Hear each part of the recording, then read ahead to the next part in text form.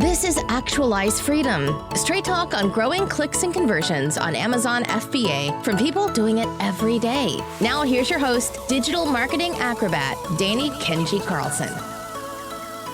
What's up, guys? Danny Carlson here with the Actualize Freedom podcast, and this is a guy I've been wanting to interview for quite some time. He's just one of those guys that puts out so much really valuable free content that he's got people asking him stuff out the yin-yang, and he's finally getting around to coming on this podcast, getting more stuff out there because he's just such a wealth of knowledge. And he has a bit of a different point of view than most Amazon quote-unquote gurus out there. He has some very interesting insights into marketing and actual real valuable business tactics, not just your little tricks and techniques, the same old stuff you've heard from the other Amazon gurus. Steven has got a very interesting take on things. So it's my pleasure to introduce Mr. Steven Black. How we going here? Well, I thank you so much, Danny. That was a wonderful intro, man. It's a pleasure to be here. We've been working on this for 10 months now, trying to get together, and just schedules didn't work out. But now we're finally here. You have my brain at your disposal. Pick away, my friend. I'll tell you whatever I can, whatever comes up. Heck yeah. So I think a good place to start is going to be time management. This is something I know you are very good at because you have a lot of things on the go and they are all doing quite well, right? Your Amazon, your coaching, your mentorship, like all of these projects you have. You have a great YouTube channel too that, in my opinion, is way underwatched because it's super valuable. How do you make sure that you're managing your time effectively so you can actually get to all of these projects that you have going on? Gotcha. Well, there's actually a really interesting system that I use. It's called the 4 Ds, right? D as in dog. So there are 4 things you're going to do with your time. Number 1, you're going to do something with your time. That's me actually having to do something in the business. Like if I'm writing an article for the personal brand, or if I'm writing a post for one of my Amazon brands or something like that. Or if I have to speak with somebody doing a coaching session, that's doing, okay? The next D is deciding. If I give a task to somebody on my team and they have to come to me and say, okay, well, what about this? Well, that's me having to re-explain. That's me deciding something. The third task of the D's is delegating, okay? With the way that my team works, like my graphic designer, I say, this is what I'm looking for. You figure out the process and you own the result. I need it by this time. That would give them creative freedom, let them do it, because that frees me up to do the things that only I can do to grow the business. And the fourth D is designing.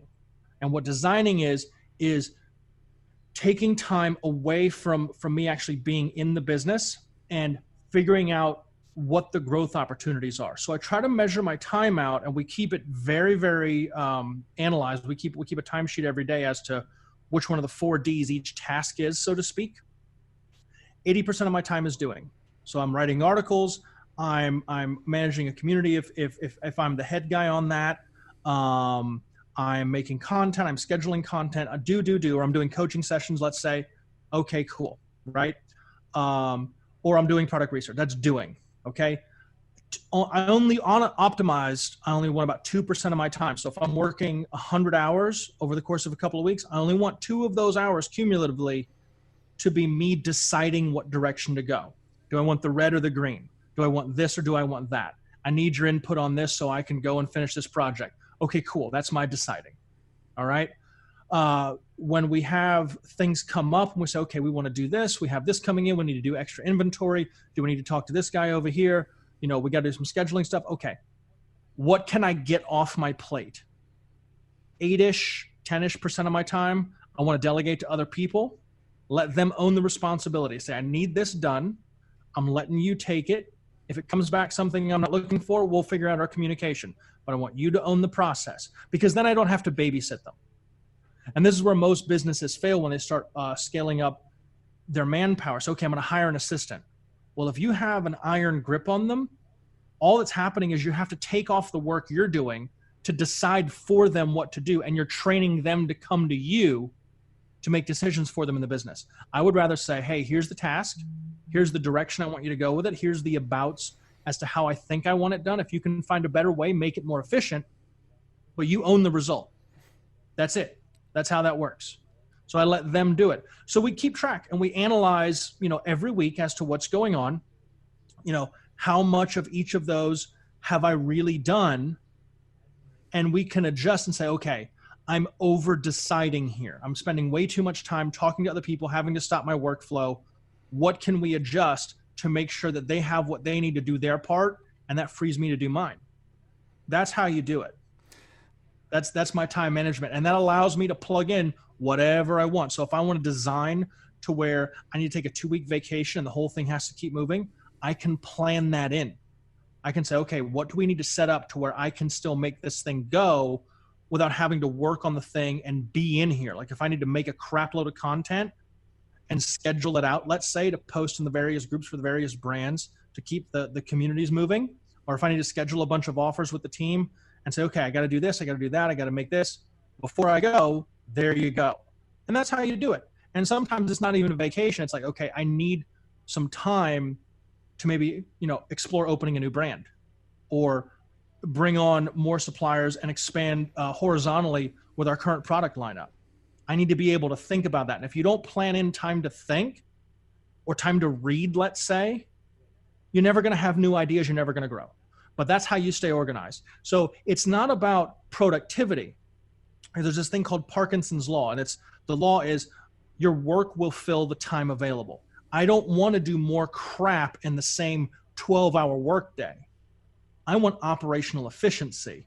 I want to say what used to take me 12 hours, I want me and the team to kill it in 4. And then I can take another 3 or 4 and say, okay, let me think about different things I can do, how to expand, if I need to add more team members so we can be even more efficient, if we're scaling into Q4, blah, blah, blah. So that's how I manage it all. Yeah, and correct me if I'm wrong, but that concept comes from a book called Clockwork by Mike Michalowicz, and it's certainly been incredible for my business just going through that concept, and then also the other ones in that book. I highly, highly recommend taking a look at that book and really diving into all the exercises and frameworks there, because it incredibly made my business more resilient. Yeah, absolutely.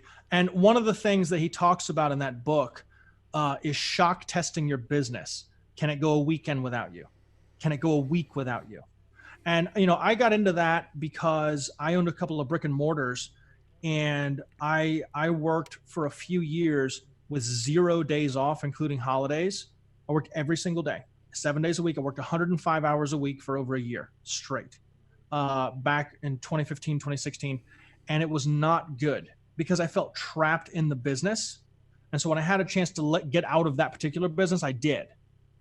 And I moved my income streams into the more, even more heavily into the digital realm. But I was still like so hands-on until I figured out how to do that. And I always track my time. That's how I know how many hours I spent. But I didn't understand how to design it for an operational efficiency standpoint to be able to get out of it. To be able to say, okay, I need to read. I need to do financial assessments. I need to be able to product plan. Get my face out of having to do. And there we go. And it's so much better. So much better. I recommend everybody read that book. I've read, tons and tons of books. It's one of the best books I have ever read. It's called Clockwork by Michael Michalowicz. Yeah, I second that recommendation for sure. And something, Stephen, that I really like about what you put out there is you're not all about the fancy marketing tactics. You take it back one step further and go to what are the underlying principles of why these marketing tactics work? And so can you give us an example of something that most people ignore, most people are just brushing by, that is maybe causing their marketing to fail or be ineffective? Absolutely. Absolutely. Something that's right in front of everybody's noses, but they don't see it. Most people can't make a decision about things they don't understand.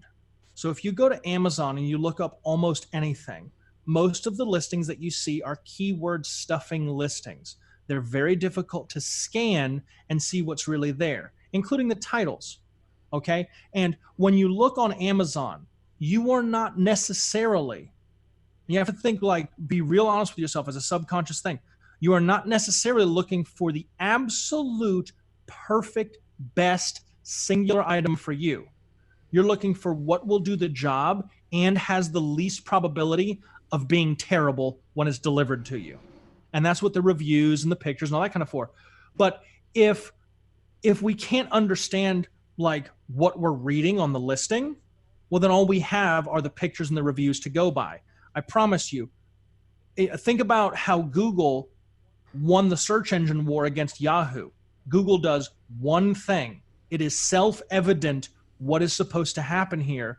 Versus Yahoo, we have search, we have mail, we have the sports, we have headlines. It's too much at once. And there's a lot of psychological studies that have been done showing people have to understand something to be able to make a decision. When you go to a website, when you go to an Amazon.com listing, right? If I don't understand what is the benefit about looking at this versus your competition, well, then all I have to read is what people thought about it in the reviews. Because if you have 800 character long bullets and they're all crammed together on the screen, I'm not going to read all that. People don't read all that. They scan it. I need to be able to understand what I'm looking at. And honestly, by making something more understandable, making it easier to read even as an Amazon listing, your conversion rates will go up even if you're already on page one. They'll go way, way up simply because you made it easier for people to give you the money and make a decision. Don't make them think. Absolutely love that. And another thing that I really like that you focus on is audience. And you told me that your superpower is just growing communities out of nowhere. So maybe speak a little bit about why this is important and how can Amazon sellers actually grow an audience when Amazon doesn't really allow you to grow an audience on their platform? Well, you don't grow an audience on their platform. That's the get on that. So what you have to understand, and a lot of people are feeling this, even a lot of people that do very, very well on Amazon. I talk to them every day. I get a lot of people that say, okay, I'm tired of Amazon jacking me around. I'm tired of, false reviews from competitors that are bad reviews. I'm tired of hijackers. I'm tired of fee fluctuations. I'm tired of all this garbage being jerked around in the sandbox. I can't even email customers anymore properly, blah, blah, blah. I'm like, okay, well, how are you supposed to grow a real business? Because a real business has risk mitigation built in. So you got to get off of Amazon if you really want to start talking to people because they have no way of communicating with you. Now, what most people do is they look at the same tools everybody else does, one of the product search tools, and they say, okay, cool, I found a product. I'm going to, looks like it fits the parameters that everybody else talks about. I'm going to try to buy into it and sell it. Well, realistically, you bought into speculation. You've not tested it. You've not get any feedback as to what people really, really are thinking about. And if a product shows that it has demand and that it's selling well, well, that means that variety of it is already selling well. You need to find what people really need that isn't available to them yet and sell that. That's not going to be something that shows up as, hey, this sells a bunch, but nobody's selling it on the Amazon platform and any of that data. So what you do is you be a chameleon. You go to Facebook, you go to YouTube, you go to Instagram, you go, to internet forums, anywhere, Reddit, hell, where people are talking about their, whatever their hobby is. If I'm in the pet niche, I'm going to go to, I'm selling a dog harness or some accessory. I'm going to go join a few different dog groups and I'm going to say, okay, what are they really talking about?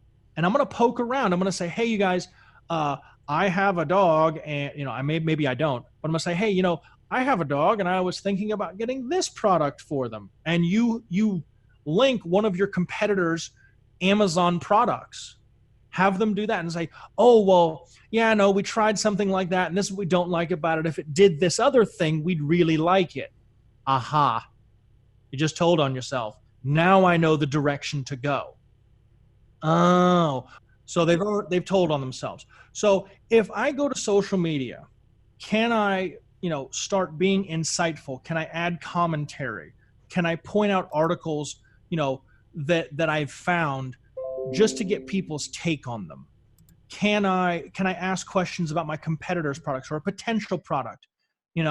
Hey guys, I saw something like this, but I'm looking to find if it does X, Y, Z. It's something like this, but if it also had this other feature. And that's really honestly what you're thinking about as your differentiating factor on your product before you buy into it. And people are going to say, oh yeah, I haven't seen anything like that, but if you find one, let me know. Or they're going to say, oh, no. We tried that. It was garbage. Here's why. And now you know well before you screw around and waste thousands of dollars and get stuck with a product that you can't really move. You're getting that feedback first. And that's what it's really about. That's what you want. So with that, why can't you start your own list? Why can't you start your own fan page or your own social channel and get people following you? I do that. And then as I order my samples, I'll get them involved in the group. Say, hey, you guys, check these out. I'd really love some feedback. Let me know what you guys think. I have 10 that I want to give away to people. And you put those in the group, because now if it comes back that it needs improvement, you have that before you invest thousands and thousands of dollars. Or people are going to say, oh my gosh, I love it. When do they come out? And now everybody else on your page or in your group or on your list or whatever goes, yeah, when does that come out? I want one too. Bingo. You've involved your whole audience in the process of launching your product. All you got to do is say, it's going to be live here. We're going to do a group rate, for anybody that wants it. Here's the code. Go ahead. I can't wait to see, pictures. I can't wait to hear what you guys think. That's how you do it. And honestly, I always get asked the question, what if I'm selling a boring product? What if I'm selling like a trash can or something like that? How do you find people that want to talk about that? And realistically, you do not market the product. You have to market your product indirectly, because people don't know how to use what they want to buy yet, because they don't know they want to buy it. If I'm going to sell something boring like a trash can, which is much harder than like a dog accessory, you go find dog groups with that. If I'm going to go with a trash can, I am going to go with the people that are healthy living nuts, the paleo food, organic loving, family time in the kitchen, maybe even, culinary people, if I'm selling a fancy trash can. Because that sustainable living thing and healthy eating bit, that's the lifestyle that my product fits into. And you can do that all the way across the board, no matter what product it is. And that way, you're giving people other ideas on how they would use the product. You're giving them a picture to jump into of, oh yeah, I would do that. Oh yeah, I would do that. Those other activities of the person that they think they want to be, they buy products to become that person.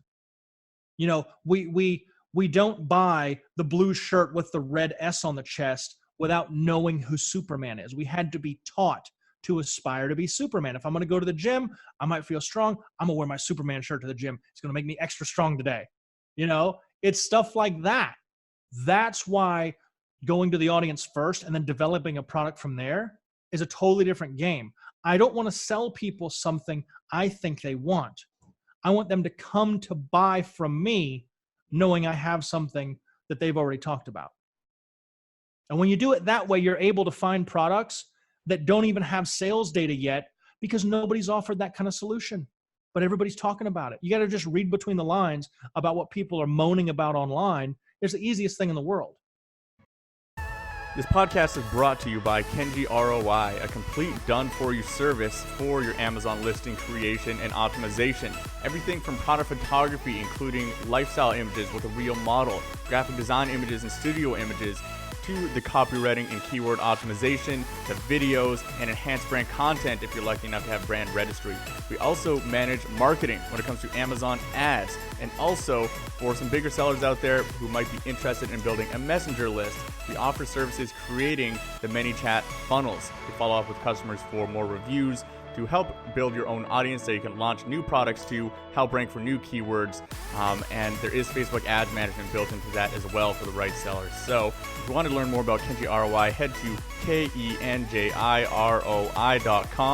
That is actually my middle name, Kenji, with the ROI added onto the end. Oh, so smart.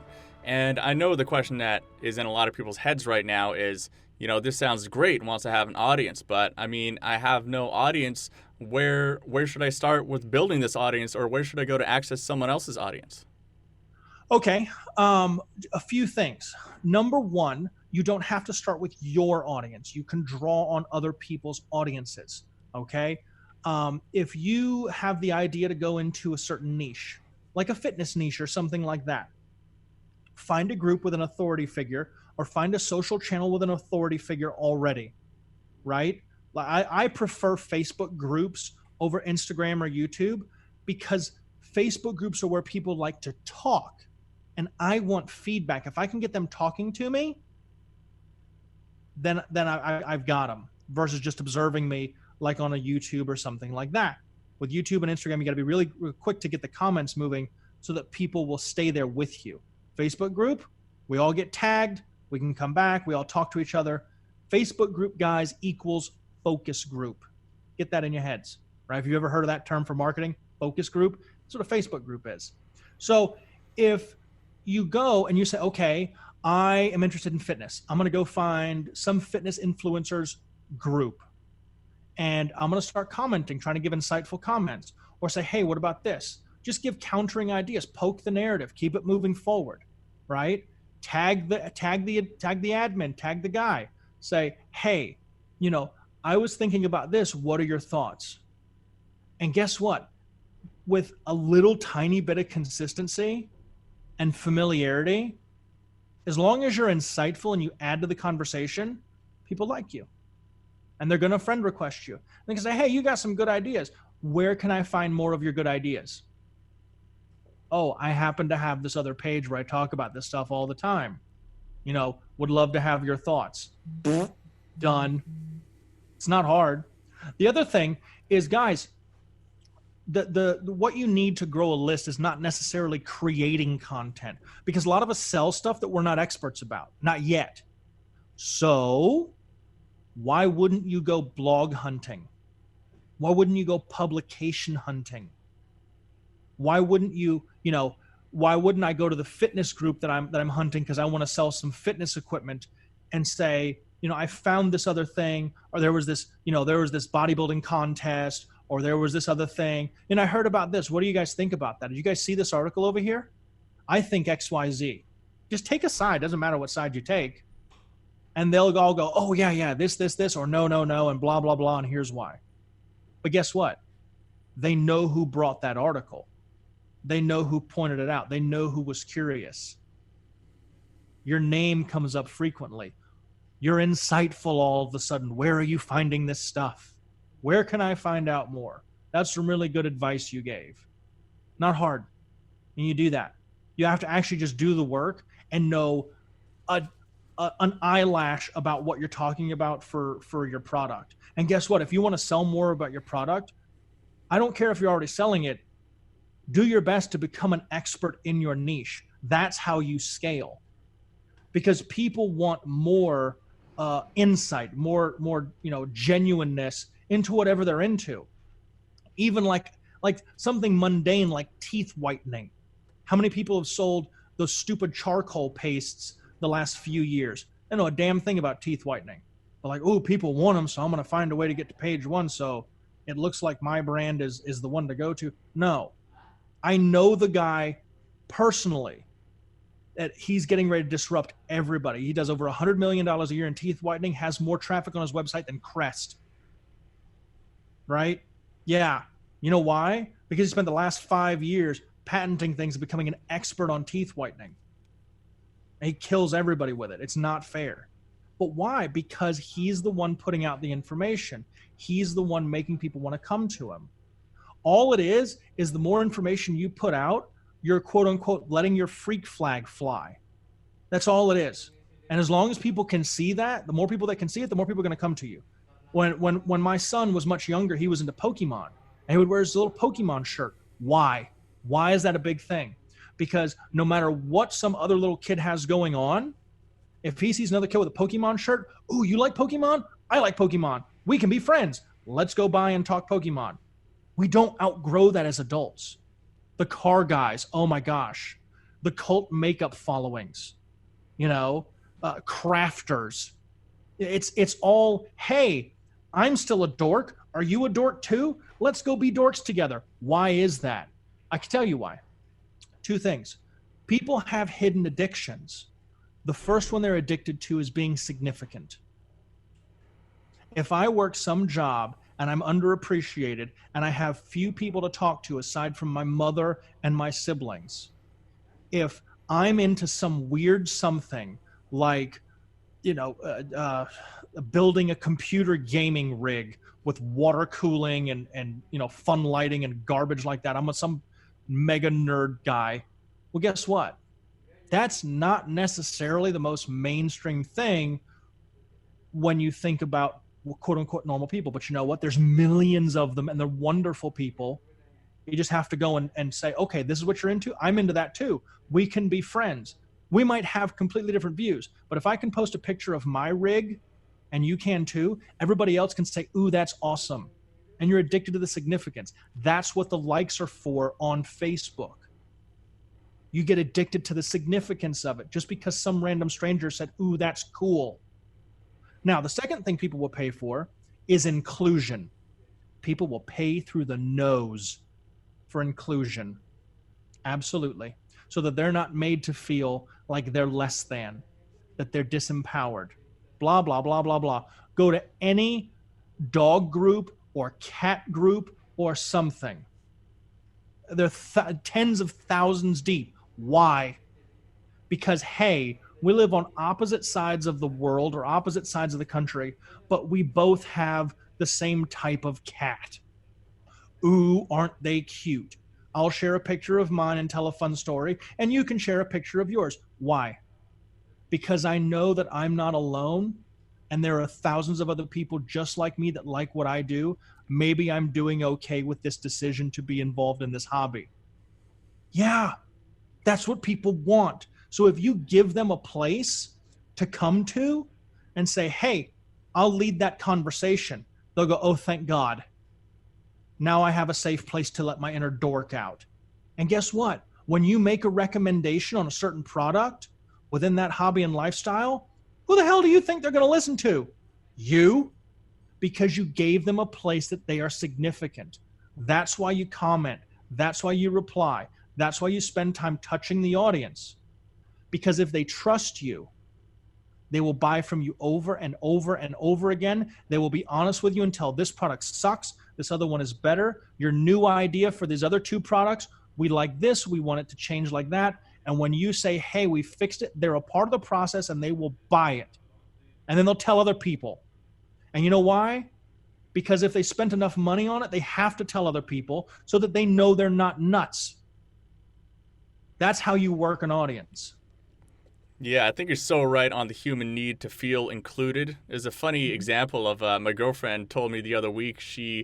A bunch of people that she knew, they went out on this camping trip and she didn't get invited to it. And she was like, kind of hurts. Like, I wish they invited me to this camping trip. But then she proceeded to tell me that she doesn't actually like these people that much. So she's like, well, like, why do you care? These people, you don't even like them. But it's like, but I wish they at least invited me. You know, even though she didn't even really want to go on this camping trip, she still wanted to feel like she was included. Exactly. Because if we have people that we're familiar with and that we're comfortable around, and then they ostracize us, we go, wait, if my judgment was that these people liked me, but they won't include me, now I have to reassess all of the reality around me. Okay? Now, if we're going to tie that back into Amazon and how selling products works in the audience and all that kind of thing, what you have to realize, nobody buys, and this is a big one, guys. So pause it here, get a pen, write down the next few sentences. This will be worth the admission here. Nobody buys a product for the utility of the product. Nobody buys a product for the utility of the product. I am not buying, I am not going to buy fitness bands because I think I need fitness bands. No. We are whoever we are. We have looked at something or observed something or experienced something that makes us want to be a better version of whatever we fancy ourselves as. I'm going to go to the gym. I want a firmer butt, you know, as the girlfriend says. Guilty. Have heard that one plenty of times. I want a firmer booty. Okay. I'm thinking about some fitness bands. Where'd you get that idea? Some fitness influencer that she admires, that she resonates with. I like this girl over here. She recommended this. It's working for her. You don't buy the bands to buy the bands. You're here, the person you want to be, your ideal self-image of whoever that is. Could be camping gear. Could be a better dog owner. I want to give my dog a better life, so I'm going to get him that hip and joint supplement. Has nothing to do with the dog. It has to do with the fact that you want to have warm fuzzies and keep that family member around and pain-free longer. So there's your ideal self versus where you are. The product is the bridge to get there. We buy things so we can actualize becoming a better whatever. Any product. Even the utility stuff. I'm going to buy a new trash can. Why? Because I'm tired of being a pig. That's the real why. And I tell you, 99% of people don't realize that. They don't realize it. Not a bit. Not when we're buying anything. But that's really what it is. It's an irrational thing completely. Lots of psychological studies about it. I can see the Facebook ads now. Are you tired of being a pig? No. So here's the thing. Law of human nature. One of the laws of human nature. If I push anything at you, you're going to push back even if you want it. I'm not going to give you anything to resist, because if I can make it your idea, you're going to buy it. That's the whole point. That's where reaching out to that audience first comes into play. I'm giving them a picture. Like, say it was a trash can. I don't need to say, hey, you're kind of a pig. You need a better trash can. I'm going to say, hey, all these recipes you like to make with your kids, why don't you clean as you go? Here's a new trash can. There's this other way you can use it. Oh, that's cool. So now I can teach my kids better hygiene by getting a better trash can when we're doing mealtime. Aha, make it their idea. Yeah. Super, super smart. And this stuff is really, really interesting, all of the high level kind of conceptual stuff. And I really think it's important for people to internalize this and really think about how it can apply to your own business. But a lot of people, they're really after the super hyper tactical stuff too. Mm-hmm. So I want to ask you the pretty open question. Let's just say that you have a new product, it's in production, maybe about a month away from hitting the Amazon warehouse. Mm-hmm. What steps are you going to take, and in which order, to make sure that you have a great product launch and this thing crushes it? A couple things. Number one, I'm going to be a madman on keyword research. If I haven't been already, I'm going to get all my keywords in order. And when I talk about all my keywords in order, between keyword research, on just researching keywords, I'm going to probably bid against, once it all goes live, I'm going to have probably close to 1,000 keywords ready to go of some variety, between reverse ASIN stuff, between things like magnet on helium-10, other keyword sources. I'm just going to create a list. I'm going to have a bunch of different ad groups ready to rock with a certain bid structure, because I'm going to get some data from the search term report, and then I'll be able to move on to profitability that way. That's step one. My keywords have to be ready to rock. Okay. And that's where I go first, because that's going to help everything. And that's also going to help me figure out what phrases I think are going to convert to better orders and help me build my listing. So those two are very important, because I can't pour water in the bucket in terms of traffic if the bucket has a bunch of holes. So my listing and my keywords got to be ready to rock. Okay. Secondarily, I am going to run some engagement ads and get people to a Facebook fan page or an Instagram, one of the two. And I'm gonna make a spreadsheet, and I'm gonna have content. And it doesn't have to be like journalism, Pulitzer Prize winning writing, or a blockbuster Hollywood, bit of imagery. It doesn't have to be that. I can go, even if I don't know anything about it, to various publications, right? Like if I'm gonna run a skin cream, go to the beauty sites, find dermatology blogs, et cetera, and find interesting facts. Say, ooh, I had no idea that gold did this to your skin. Copy, paste on your spreadsheet, and just go through like that. Copy, paste, and copy, paste, copy, paste.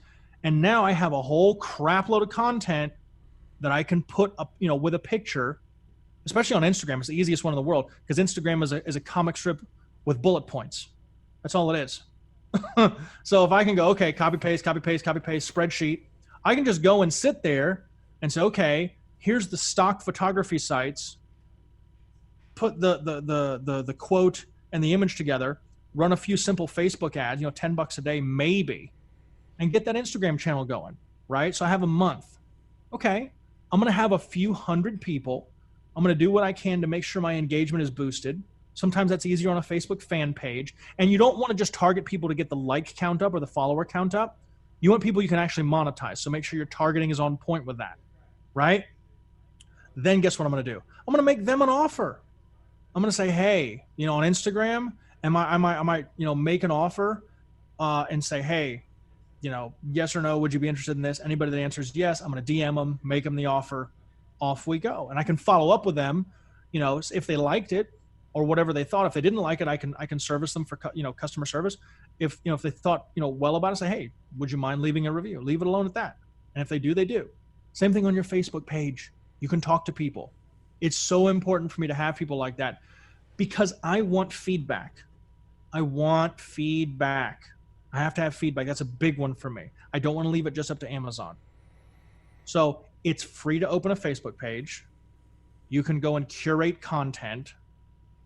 This is all free so far. Run a few ads, and the ads, they're very simple. Make it something niche related. Make it about the lifestyle your product's a part of, so people actually have something to read. Because nobody wants to just, it would be like nobody wants to read the backs of cereal boxes, which is what reading product descriptions is every day. They don't want that. They want a lifestyle, the bit of lifestyle information. So cool, give it to them, and then you pay for people to engage, and there you go. And they, you can invite anybody that engages to like your page, bring them to the page. You can grow it very, very fast that way. It does not take long. Does not take long. Hell, you can spend $5 a day, and over the course of 6 or 8 weeks, develop 1,000 people that are actually engaged on your page. It's not that hard. You just have to require a little bit of effort, tiny bit of effort, and it goes. It's that simple. You don't have to be on every page. It doesn't have to be award-winning content. It's just something that gives people something to talk about. That's it. That's all you need. So I have my keywords ready to rock. I have my listing ready to rock. I build a little bit of a list. And guess what? I say, hey, here you go. Group rate. I would love to hear your feedback on this. And you give them the link and they go and buy it. That's it. I think there's another very, very well-known gentleman in the space. His name is Kevin King. And he doesn't do giveaways. He doesn't do any of that launch service garbage either. It takes him a couple of months using, PPC and maybe having repeat buyers on some of his other products that are related. And that's how he gets to page 1. It's the same thing I do. It's actual marketing without huge discounts and a bunch of giveaways. Like that's how I set it up. It's pretty straightforward. I'm going to say, okay, keywords ready to rock, check. Listing is ready to rock, check. And by listing, I mean, the words, the pictures, everything's ready to go. Cool, I'm ready to go. Build a little bit of a list, off it goes, turn on PPC, and that's my research campaign. Run that for about 4 weeks and tune the search term report. And guess what? The profitable keywords based on a few parameters are going to start bubbling to the top. You pick those out, put them in the profitable campaign, put more money behind them. Now you're making money. I don't care if I'm on page 1 as long as I'm making money. I'll get there. It's not that big of a deal. I'm not stressed about it. That's kind of how it goes. Yeah, I love that whole strategy there, and there's a lot of great golden nuggets in there, but I know some people are thinking, they're like, that all sounds amazing, but that all sounds like a whole lot of stuff I don't have the skill set for and is a little bit overwhelming. So what would you say to someone who feels overwhelmed by it? Like, how should they approach this? Should they try to do all of it at once, or I said 3 things. Get off your phone and quit looking at sports and television programs and what the latest Netflix program is, and actually use it for the information portal that it is. Give me a fucking break. You want to quit your 9-to-5 job? Use your phone as a damn library. It's free. You can learn more on there than you ever did in your school. It's that simple. Everything I just talked about, I learned for free on my phone. There are free videos. Hell, I have stuff in my group. There are free resources. I will point them out to you. It's not hard. You look for keywords, go and look up search engine optimization, keyword research. Pretty straightforward. You do it on Google, and you can do it on any of the search engine tools like Viral Launcher, Helium 10. There you go. Not too bad. It's pretty straightforward. Oh yeah, get some tough love from Steven here. I mean, but that's, I absolutely agree with that. By the way, but that's the truth. Okay, that's step one. You have your keywords ready to go, and you have to understand the difference between broad phrase and exact match, and what they're really supposed to be for. Okay, if you want free information on how that actually works, go to Google Ads Academy. Simple as that. They'll teach you search ads. It's AdWords, and they will tell you what the difference between broad phrase and exact match is, because it functions the same for AdWords as it does for Amazon PPC. It's literally the same. Even the account structure, it's account, campaign, ad group, keyword. It's the same structure. So your keyword research will help you make a listing that is relevant. Now, here's a tip. When you input your phrases, look for modifiers and descriptors, things of choice like a color or a gender preference or a material preference. Instead of men's glasses, men's bamboo sunglasses, right? Instead of coffee mug, maybe funny coffee mug, okay. Sarcastic coffee mug, soccer mom coffee mug. Ooh, now we're getting somewhere. It has a descriptive modifier. That's going to make you more relevant for terms that have higher buying intent. That's the idea. Because when people add those modifiers, they have more buying intent.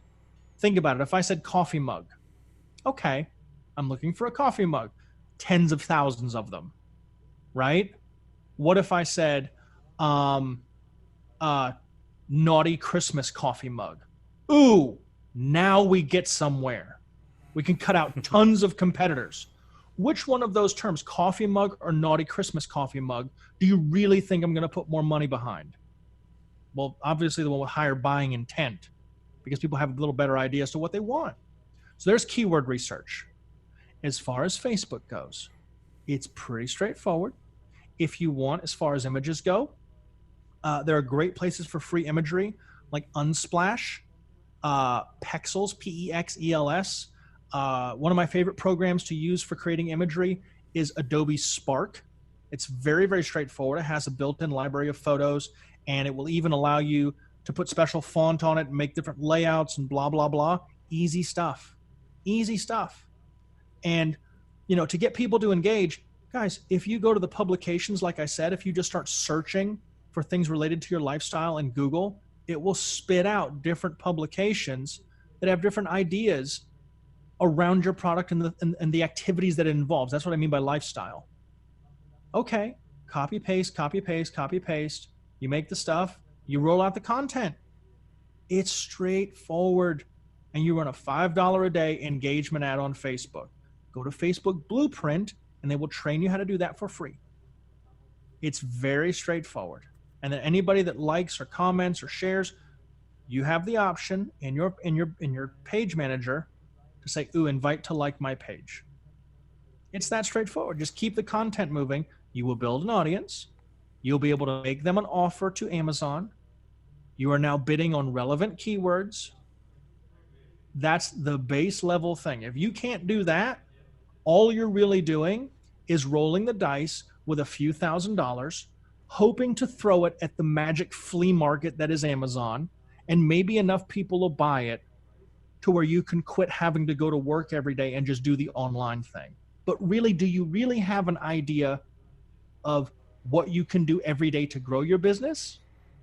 Or are you just hoping that you get enough traffic across your listing to sell enough to pay the bills?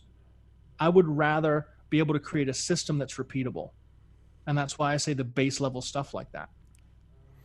Well, unfortunately, we have to wrap things up here, which is terrible because you were on such a roll with all of the gold that is coming out of your mouth. I know you could go for another 3 hours. Just let me know. You could go for another 3 hours on this stuff, no problem. I know. I've heard the wisdom coming out of Mr. Steven Black's mouth. But if people want to reach out to you or learn more about what you do online, where's the best place for them to do so? Okay. I have a very, very active Facebook group. It's called Unstoppable FBA. Thousands and thousands of people in there. I'm in there every single day. There's tons of information, tons of articles. I will answer pretty much anything you want to throw at me. The other thing is the website of the same name, Unstoppable FBA. Or you can look me up on Facebook. I have, my personal profile and a public profile page. It's Stephen Black, Stephen with a V and Black like the color. And, if you want to ask questions, that's where you can find me. And let Danny know if you want to talk to me some more. We'll do another podcast. It'll be a lot of fun.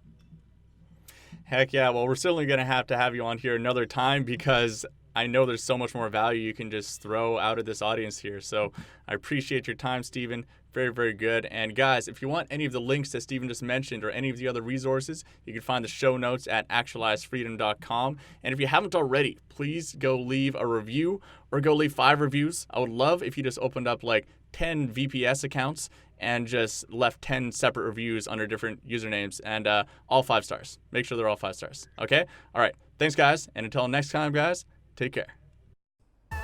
This podcast is sponsored by the Helium 10 suite of tools, and we at Kenji ROI have been using Helium 10 for more than 3 years now.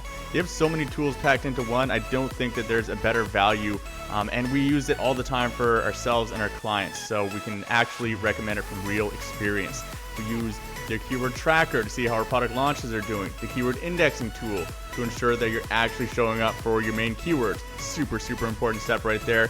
And also Magnet and Cerebro, a really powerful combination for finding keywords your competitors are using or just finding new keywords to put into your listing in general. You should be using this on at least a monthly basis to see if any new keywords are coming up because new searches are coming up all the time, guys. Like people are searching on Google. I forget the number, but a huge percentage of those searches are brand new, never been done searches. So if you guys want a discount code, you can use 50 Kenji ROI for 50% off your first month with Helium 10 or 10 Kenji ROI for 10% off for life. So that's a pretty good discount. You might as well. We use them and recommend them for years. So if you guys need that, you guys will definitely get good value out of Helium 10.